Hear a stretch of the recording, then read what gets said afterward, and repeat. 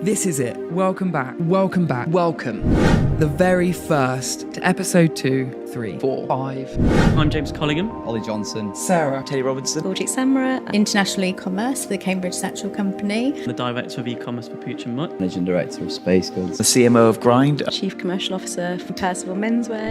Of CharleChats. CharleChats. The Ecommerce podcast. My name's Nick. I'm Andre. I'm Ben. I'm the founder of Charle. I'm the new business manager at Charles. I'm the membership lead here at Charle. A Shopify agency based here in London. I'm so excited to welcome you to our home for some very open, honest and real conversations with some absolute A players in e-commerce right now. So without further ado, let's do this.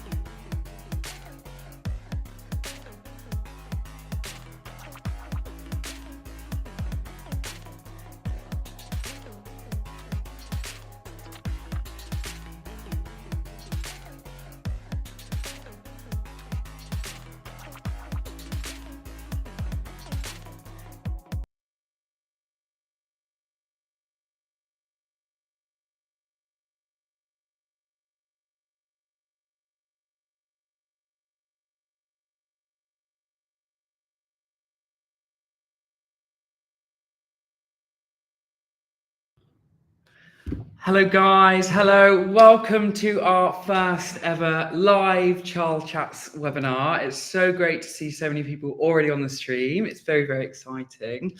So my name's Nick. I'm the founder of Charle, and I'm going to be the one that's talking you through all things split A/B testing today. But also I've got the amazing guys from Shoplift, the CEO from Shoplift, one of the leading split A/B testing tools for Shopify, here with us, who'll be joining me shortly to give you a bit of a demo of the platform and some hands-on split A/B testing too. So thanks again for joining, and I'm overwhelmed. We had over 200 signups for our first webinar, which is super, super exciting. So without further ado, I think we should get started. But just before I kind of dive in to all things split A/B testing, I just need to do a little bit of a shameless sales plug. I'm so sorry. And if we've got some of our amazing customers here, I'm sorry you've got to listen to the spiel. I promise I will keep it nice and short. But my name's Nick. I'm the founder of Charle. We're a Shopify Plus accredited agency based here in London. And we support our amazing merchants in a number of ways, from designing, developing, launching entirely bespoke or templated Shopify stores to supporting existing merchants on an ongoing basis with our memberships, but we also support our merchants with SEO and email marketing as well. If you guys who are listening are interested in any of our services, please drop us an email on hello@charles.co.uk and we would love to have a chat with you. Right, I've done my salesy bit. So let's dive on in to all things split A/B testing. Also, just before I get started, if you guys have got absolutely any questions at all, please pop them in the chat. I've got some of the Charl team in the chat ready to answer your questions, and also Shoplift too. So hopefully we can get through them. We'll try and do some live answers a little bit towards the end. So the first question I kind of want to put out to you guys is, do you really know the impact of the changes that you guys are making on site? It's easy to come up with loads of ideas and make those changes, but then how do we measure the commercial impact? Every month our conversion rates are likely going to change, so it's difficult to compare. So how can we really see the true impact of a new design, a new feature, like for like across your own customer base? Now, the good thing is that human behavior is pretty damn predictable.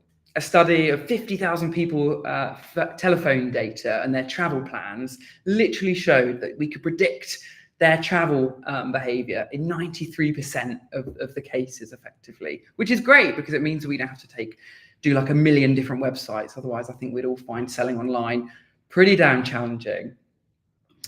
But actually, so this is where split A/B testing comes in and can be really, really powerful for e-commerce businesses when they're looking to see the true impact online by the work that they're rolling out. So split A/B testing, put simply, is showing one version of a website to, say, half of your customers and another version and seeing which perform better in terms of KPIs like conversion rate, average order value, and more. But why bother, right? We're busy in the e-commerce world. There's always a new campaign to roll out. And actually, if we really get down and dirty with the work that we're rolling out and the way we're measuring it, you can really start seeing a great ROI on the amount of money that you're investing into making on-site changes.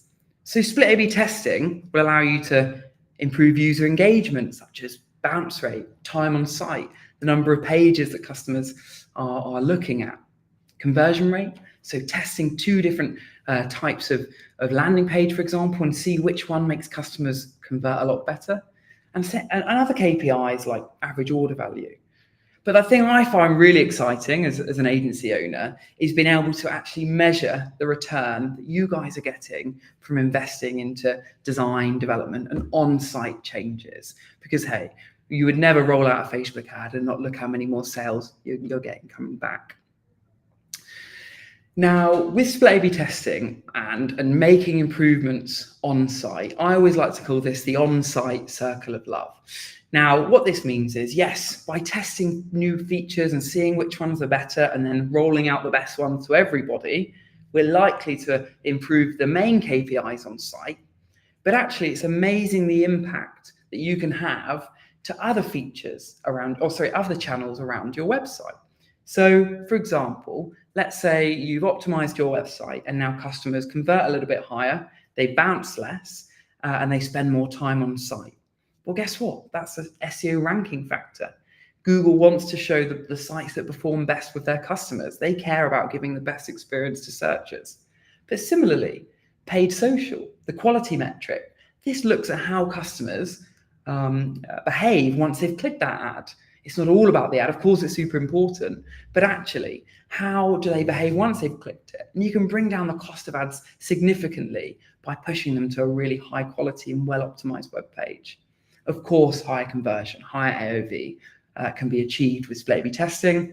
But actually, if a customer had a really good experience and hopefully they like the product you're selling, it's going to increase the chance that they come back.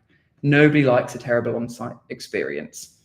Now, one of my big bugbearers is that ads honestly get tested until the cows come home. We're seeing it all the time, all over LinkedIn and all over social channels right now, in terms of it's all about your content quality. You need to be trialing new content all the time. And we would never just put an ad up and let it sit there for a year or longer. And it's exactly the same that we need to be considering with on-site experiences, especially for like returning customers who, might really know your website well, they visit it regularly, they're going to want some fresh content, and it's split A/B testing that can help you understand what's going to perform really, really well.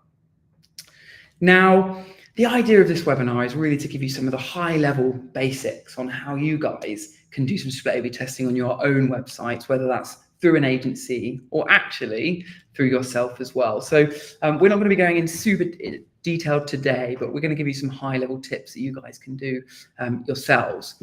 Now, what I always say when we're starting split A/B testing is that you've got to become a detective. You can have all the most amazing tools in the world, but ultimately, you've got to get your head into your customers' minds and look at the data that you've been testing since starting your store or since testing, to start painting that picture.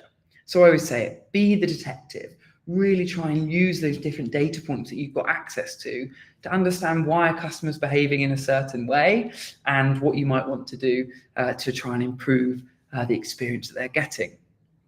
Now, it can feel like a little bit of a minefield, right? So many different things you could add to your site. I'm sure you're all being inundated with lots of tech that should be added to your store. But actually, just start really broad. Start testing some simple things, whether it's adding a new section on a product page or trying a different hero banner type on your homepage, for example. And then as you start learning from these results, you can start narrowing that search to start really getting granular about different things you're going to want to try and finding those problem areas within your website. And if you combine this with tools like Microsoft Clarity, Hotjar, or heat mapping, you can really start painting a really good picture of what's going on behind the screen of your customers. Now, who should we test, right? There's probably loads of people visiting your website, hopefully, and it can be difficult to understand who should we start testing first. Now, to be honest, you can start off with a simple 50-50 random split of everybody, right? Person A lands on site, they might see the version A, and person B lands on site and they see version B. Completely randomized. But as we start, getting more granular within testing strategies, we can start actually being a bit more specific on this and saying, hey, I want to see how I can improve the experience for new customers versus returning customers. Or looking at how traffic performs specifically from a unique traffic source or even a UTM code. Desktop, mobile. It's important to note that when we randomly split, we might end up with an uneven amount from people between desktop and mobile. So really getting granular on device site can be really, really powerful, especially if you're seeing, say, really high amounts of traffic from mobile. Now, what should we test? Now, this is a very simplified list. If you can dream it and a designer and a developer can build it, then you can probably test it. But just some high-level ideas to kind of get you guys started is, testing things like headlines, subheadings, and body. We do it loads in ads, right, with never-ending hook examples and so on. Different imagery, heroes, CTAs, trying new page layouts and designs. The navigation as well, it's something we do loads of here at the agency, is finding ways to help customers navigate around a site. But also testing things like new features in a site. Buy now, pay later. Maybe you could try half and half and see whether it actually affects conversion rate for your specific customer base, and offers and incentives too. And lastly, what are we actually going to measure? So, you're probably going to want to measure your conversion rate, right? Naturally, seeing how many people are converted to a sale between the two different types of pages that you showed them. But we can get a bit more granular than that, and we can go into average order value, the number of orders, revenue per visitor, click-through rate. But if you're a subscription business, then we can start looking at the way the design has influenced whether somebody purchased a one-time order or, for example, a first-time subscription. Really, really powerful if your strategy is to try and get customers in on that initial subscription order. But actually, we can combine this piece with other layers of data. So, for example, you could look at the number of add to carts and then combine that with a little bit of heat mapping data to see where you're losing people in that part of the journey, for example. And there's some really amazing tools like Shoplift that will present all of this data to you, so you can make sense of it relatively easily. Now, the hard bit, right, it's not particularly difficult to run a test and similarly see the data that we're seeing. but actually interpreting that data can be challenging. Now, mathematicians since the beginning of time have been arguing over when a statistic is significant to a wider population, if you like. So traditionally, it was the frequentists. Now, this typically takes a large sample of people and takes a long time to be able to achieve that significance. But a more modern algorithm is called the Bayesian approach, which I won't go into. I'm no mathematician myself, and I won't go into the ins and outs of the details of the algorithm. But what you guys need to know is most of the platforms now are using that approach. And actually, the data can keep being fed into the algorithm to reach that significance level. And similarly, it doesn't have to have a fixed time period either, which is really, really powerful for us in e-commerce. So let's start right from the beginning. And how do we actually make an impact and start our split A/B testing? Now, when we get some flashy, shiny tools, it can be really, really, easy just to start testing everything. And oh my goodness, wanting to do absolutely everything. But it's really important to note that we want to understand what we're testing and why. Because at the end of the day, we're going to be presented with some data, and we need to say whether actually that data can tell us anything about our customers. So always start with a hypothesis. So for example, let's say your conversion rate was a bit rubbish and you're a fashion brand and you saw that there wasn't a very good size guide on your product page. So a hypothesis might be customers are not converting because we haven't got clear sizing. Therefore, we want to improve the size guide, make it really easy for them to see, and hopefully that's going to improve the conversion rate. So then what we're going to then want to do is go ahead and create our version of that, say, product page that's got a really clear and beautiful size guide for them to see. Now, one thing I would say is it's really important to stay hypothesis focused in what you're trying to achieve. So in this example, we're trying to see whether the size guide is impacting conversion rate or not. If it's not, then we might want to create a new hypothesis on another reason why conversion rate's been affected. But one thing that can be really easy to do is actually start throwing lots of ideas into one test. And actually, it can be really challenging to then break down what was the key impact there that really changed conversion rate. So try and do things on a very specific level. And it can be challenging if we're doing like wholesale changes to key layouts, for example. Now, the next area is obviously creating a sample of people. Now, luckily, we will have traffic coming to our websites that we can use as our sample of people to test two different versions on. Now, it is important to note that the less people you have coming to your website, it's going to be harder to achieve that statistical significance where you can apply the results to the whole population, if you like. Now, what is really interesting is if you have a smaller sample size, so smaller amounts of traffic, you're going to need to see a bigger change between the two variants to be able to achieve that statistical significance. So let's say 10,000 visits per month, then you're going to need to see at least a 30% difference in, say, conversion rate to achieve that statistical significance. But if you're much higher in the visitor amount, then 10,000 plus up to 1 million, then it could range between 9 and 2% difference. So you're going to get the results a lot quicker, which is really, really powerful. So definitely consider when the right time to start split A/B testing is, and be careful not to generalize results if the sample size hasn't been big. But luckily, amazing split A/B testing tools like Shoplift will inform you when that statistical significance has been achieved. So you haven't got to be a mathematician to do it, because I'm certainly not. And of course, then when we get to the end of the test, like everybody says, well, when does it end? Do I run it for a day? Do I run it for a week, a month? And that really does depend on, the amount of customers that are coming through your website, the amount of people that are actually doing what you want them to do. So converting, buying the certain amount, and achieving that threshold for statistical significance. Now, what that actually means is you can apply that to the whole population, and it's actually likely to impact future customers by the result that we've seen from that previous test. Now, common mistakes that we see merchants making with split A/B testing simply is stopping too early. We've all probably been a little bit guilty of it in terms of seeing the results and they look really obviously swayed one way. It's fine, we know the answer. But actually, even with us, since we've been running ads, to be honest, 1 week, one ad's performing amazingly, and the second week is not performing too well at all. And you're like, hang on a minute, I would have made the assumption that this was the best ad. So don't stop too early until you know you've achieved that statistical significance. If your sample size is too small, it's going to be difficult to generalize to a wider population. And you might end up rolling out changes to everybody and scratching your head wondering why your conversion rate hasn't improved. Thirdly is having a really unclear hypothesis. It's really vital you know why you're testing it so that you can make generalizations for future tests, for example.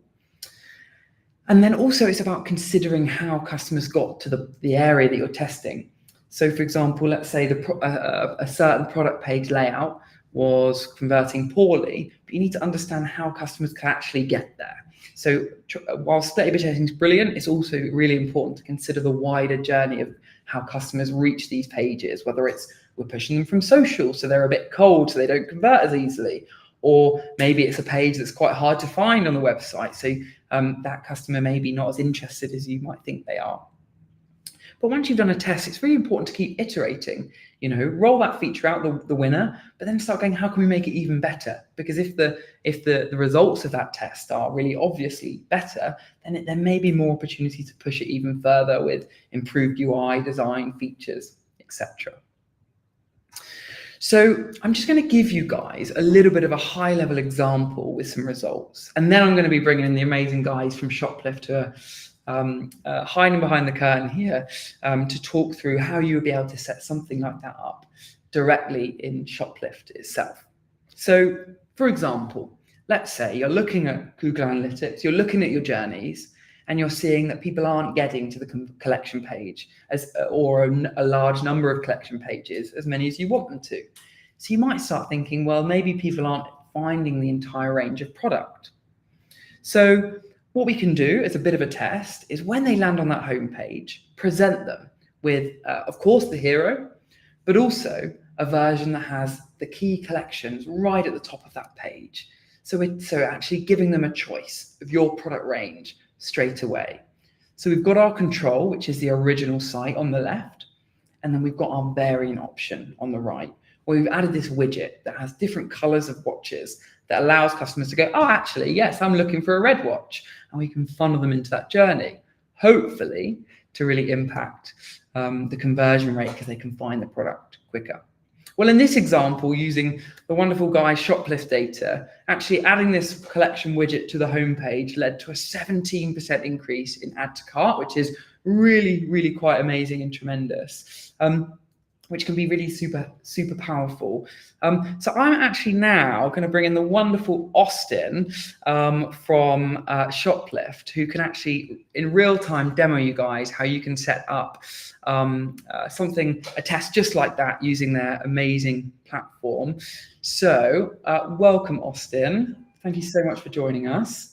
Hey, Nick, really happy to be here. Thanks for having us. And thank you all for being here. And before I jump in, I'll show you a few ways how easy it is to set this up with Shoplift. I do want to say that Nick and his team are phenomenal partners of ours and really incredible at what they do. And, beyond testing, and we've certainly seen them do a lot of great testing, but they do a ton of great email marketing, social design and dev. So really all of your needs on the Shopify side, they're pros. So definitely give them a chat about that. But on the testing side, so why don't I show you, I'll share my screen here.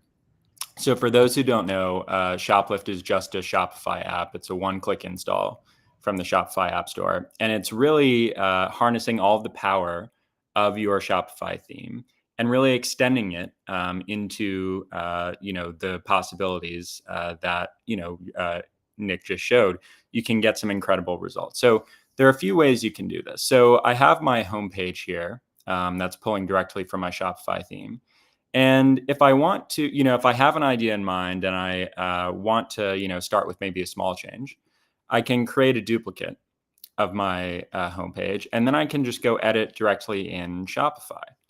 And so, depending on the test that I want to run here, I can start with something small. Maybe I want to change this headline here. Maybe I want to change an image. But all of this is made possible directly through my Shopify theme without code. So I can come in here and do this, essentially instantly with Shoplift. But if there's a feature that you want to test, Nick showed that, collection banner, that maybe that's a feature that your theme doesn't have, and you don't want to spend a bunch of time developing that. Well, Shoplift also has a feature called Lift Assist that will actually generate this asset for you in real time based on your brand. And we'll kind of skip over some of the, minutia on how our model generates your brand book and puts this together for you. But once you're in Shoplift, we have all of these great tests that you can just run. And Lift Assist will actually generate these for you. So the one that Nick just pulled up here, I can just grab off the shelf here. So this is the quick nav here. And I can just click test it. And what this is going to do is actually generate this for me. And I can just click edit in Shopify. It's the same workflow. But you'll notice this time when I go to Shopify, I actually have this brand new section here. And you can see it on the left with this lightning bolt. So it's really, the whole premise with testing, and Nick mentioned this earlier, it's you want to isolate the variable, and you want to pick one thing that's really going to make the difference so that you can measure the impact. But also you want to, A/B testing is about trying to, de-risk and leverage the power of your store. So what you really want to do is you don't want to front load a ton of design and development work only to figure out that, later down the line that this is something that didn't work at all for your users. So the great thing about Lift Assist is that you can actually pull this into your store and get this test live essentially on the same day, depending on the changes that you want to make. And now, you've really put yourself in a position you can see if users are responding, and you can iterate from there. And you can see me doing this here. It's super easy to do. Now I've just added my collections automatically from my Shopify theme. And, I can, maybe I want to do it on mobile only. That's typically where this works the best. Shoplift lets you do it on mobile only. I can change the style here. I won't get into all the options, but this is a great way to set up a test really fast. And then now that I have that change made, I just click save. I come back to Shoplift, and now my test is going to be ready to go. As Nick mentioned, we have all of the segmentation options. You can segment by device, by new and returning visitors. A lot of cases, this is performing really well with new visitors. You can do all sorts of dimensions, countries, so on and so forth. So you have tons of options here, but it's really that simple. Just in the span of my talking to you, we've set this test up. Maybe let's do this for Facebook users. And maybe let's exclude, maybe there's one ad campaign that, for we have some special promotion or something. So we actually don't want to include them. So we'll exclude them. But beyond that, now my test is going to be ready to go. I just click save, done. And now I can launch my test. So, that's really how easy it is. You've just seen me do it. And, I think Nick had a lot of good tips in terms of starting small, starting quick, doing all of the, making sure you're waiting for your test to actually reach significance. I know we've all been there. We've waited, a couple days, and we're saying, why isn't it ready yet? And sometimes, it takes a few more days, but typically, within a week or two, and sometimes even quicker, as Nick said, depending on the, how your results are coming in, you can get meaningful results. And Nick mentioned the 17% add to cart rate. Obviously, that's over, the 2 weeks or the 1 week of the test. If you think about that on an annual basis or even a multi-year basis, and you start compounding these results on top of each other, this can really change the complexion of your whole business, right? This can really be the difference between millions of dollars of revenue. So it's very substantial. And I think that's why, A/B testing is so important, and why we're so passionate about it at Shoplift. So I hope that was helpful to see. And yeah, thank you all for being here. Awesome. Thank you so much, Austin. I think one thing that we found really, really exciting is that actually we've had merchants say to us, look, yes, we're working with you on our membership service where they're rolling out new features, but actually in the meantime, they've been able to double down on the changes they're making on site with your tool, whether it's just adding a new section that already exists within Shopify or using some of your awesome widgets that you've already got available. So actually, it's like they're doubling down on the amount of changes they're being able to make. And it's almost putting a bit of control back to the merchant as well, which I think is awesome because, hey, design development isn't the quickest process in the world with QA and so on. So it's some feedback we've had, even since like the depreciation of the awful Google Optimize, is that, your tool really allows merchants to be in control alongside a development retainer. That's right. And obviously you always want to increase those KPIs, but this also lets you just support all of your decisions with data, right? You mentioned loyalty, you mentioned some of these other things that you're doing. You also don't want to go backwards, right? If you roll something out that might take your metrics in the wrong direction, this is a great way to maintain that control throughout everything that you're doing on your site. Nice. Awesome. Well, I think we've got hello, everyone that's been saying hello. Sorry, I was deep in thought, so I haven't been able to look at the chat, but I can see everybody saying hi. Thank you so much for joining us. I think we've just got a couple of questions. Please do fire your questions in. We've got a couple of minutes just to go through. So, Mark, you said that Shoplift looks awesome and that you have a quick question regarding payment plans. So yeah, it's a good question, right? I think it really depends on the agency and what they're including. Ultimately, it's probably going to get put in your fees some way or another. At the agency here, we just charge purely for the resource that we're going to be providing, and then additional tools that you'd like us to include, we would say that'd be a fee for you, but hey, some agency might include that. Awesome. I think we've got a question from Josh. Hi, Josh. Lovely to have you with us. That's probably one for you, Austin. I'll let you take that one. So will theme testing be available soon? Well, actually, this is a Charles exclusive here. We are actually releasing theme testing later today. So you guys are actually very timely with that question. Love it. I love that we've got a little Charles exclusive. We've also got a unique link that people can visit as well. I just put on the bottom of the screen. Feel free. Is there any, what did you get included with that, Austin? Is there a deal or something, I believe? Yes. No, with, the special link that we have here, our team will work with you on a what we call a conversion consultation, which basically helps you run through your site and we'll identify some opportunities and how to address them. And you'll also get an extended trial as well. So you have plenty of time to try the tool and make sure that it's right for you. Awesome. Well, look, thank you all so much for joining us on our first ever live webinar. We're going to be doing another one in about 8 weeks' time, which is going to be all things search and discovery, which is going to be super exciting. We've got another amazing partner joining us too. Just before we go, I just want to do a little bit of a shout out to our podcast where we welcome some absolutely awesome brands to a sofa here at our office in London, and we talk through all the brand strategies. These are on YouTube, Spotify. I'll play a little bit of a trailer as we disappear. But thanks again for signing up, and I hope to see you all on the next one. Thanks, guys. Cheers.